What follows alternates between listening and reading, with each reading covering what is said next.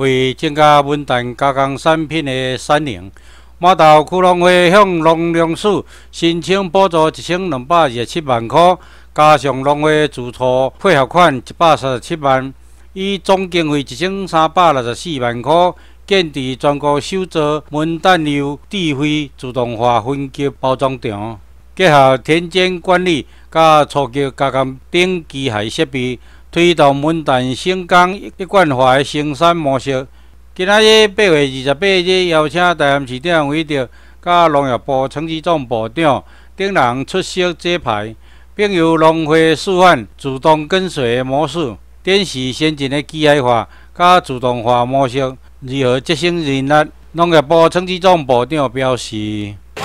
针对这次的塑料台风可能会侵袭我们台湾的东部跟南部，那 气象局预计会在今天晚上发布海上的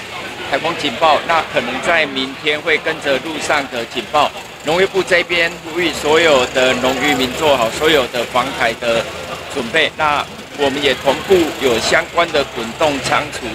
那也希望消费者在购买所有的农产品的时候，那依照市场的这一个相关的供需来，我们会 来稳定，而且确保所有消费者所需要的农渔畜产品来供应稳定。尤其是后天是中元节，那我们所有的农渔畜产品已经有盘点过了，我们会全力的做好所有的防台准备，以及所有相关的农产品的整个的市场的供应。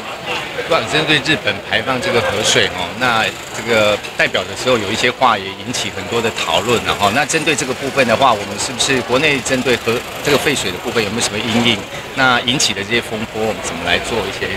解释？我想日本将之前的福岛事件的含川废水排放，那国际的相关的组织都有去做相关的监测。那在我们 这一边呢，所有的跨部会，包括原能会、卫福部、农业部，那有共同的合作。我们有针对所有的台湾周遭的海洋的水体，以及所有的重要的水产品，全面的监测，而且做检测，而且会将所有的相关的检测结果公布给所有的消费者。在这里还是跟所有的消费者报告，我们现在 所有的这些检测的数据都是安全的。那只要有任何的一个疑虑的话，那我们会向日方这边来反映。但是这是一个非常科学的一个议题，我们秉持的科学的根据，所有的检测，那都会适时的对外来公布。我们请所有的消费者放心。 那针对就是说引起的这些讨论因为代表说了所谓的这种微量元素的问题，这样子是不是会有一些误会这样？我还是要再次强调，日本排放含川废水这一件事情呢，是一个科学的议题，而且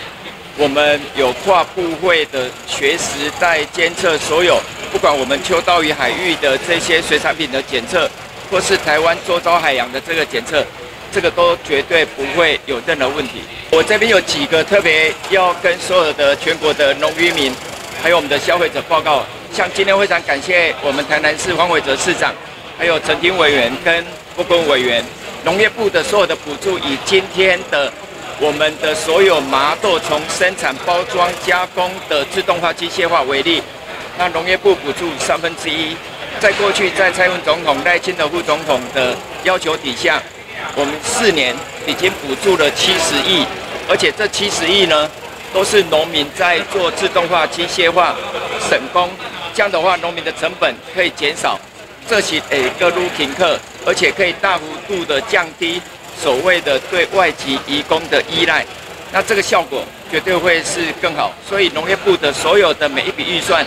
都可以让社会大众以及立法院来检视。另外，最近有外界 质疑说我们的鸡蛋，那为什么会针对鸡蛋的价差做补助？我想这个就日前我在所说的鸡蛋的多重宇宙。当我们2、3月在国内的生产不足的时候，如果没有适时的专案进口，那国内的鸡蛋价格涨更高，蛋制品末端的售价持续上涨之后，最后受害的、影响的还是消费者。所以我们的专案进口 的所有的这些的成本，绝对会远低于所带来的对整个蛋价以及消费者的福利的效益。也就是说，整个专案进口的效益呢是远高于成本，所以我们欢迎所有的社会大众来检视农业部每一笔预算。我们就只有2个目标，就是要有农民趁钱，农民价会起入嘴，生两家来提供鸡蛋给所有的消费者，农民赚钱才可以更确保消费者所需要的粮食安全。那我们欢迎大家一起来。最重要还是都购买我们国内的农产品。台南市长为了表示，这次台风可以说是来势汹汹，不仅是强度很强，而且雨量丰沛，那行进的路线又飘忽不定。最重要的是，我们很担心的是它行进的速度，过去只有4到6公里，现在听说到6到8公里，但是还是相对的慢。以之前杜苏芮来讲，它行进速度是8公里那所以说它行进的越慢，滞留的越久，对地方造成的影响越大。那所以说我们会严阵以待当然希望它一直往南偏，可是问题它的方向也不确定，又可能跟后面的热带性低气压产生藤原效应。所谓藤原效应就互相拉扯、互相牵引。那这样子的话，可能会增加它的停留时间。所以我们很希望台风快快来、快快走，然后能够让我们这个农渔损失，或者说这个地方民众的财产损失会少一点。那另外，当然就是台风过后，登革热可能1个礼拜后又要在这个病例数可能会再拉起来，这点是我们担心的。所以防台准备要做好，然后这个防疫准备也要做好。目前针对就是排水大坡这个部分，多增设，因为刚好台风来之前正好中元前后了，所以说如果台风来碰到大潮，台风本身又滞留又久，然后强度又很强，雨量很丰沛，这对地方的带来的冲击是蛮大的。尤其我们南部的防洪标准又比不上双北，因为双北是200年防洪标准，我们是只有25年到50年，所以说这个我们只能说，一方面求老天帮忙，一方面我们自己也要自立自强，做好一些防台的准备。所谓的防台准备，无非是把沟渠清干净一点，然后这个滞洪池的水位降低，最好是把它放光。那之后民众可能要有一些这个清理家园的准备，该有的抽水机妥善率一定要100%，不能有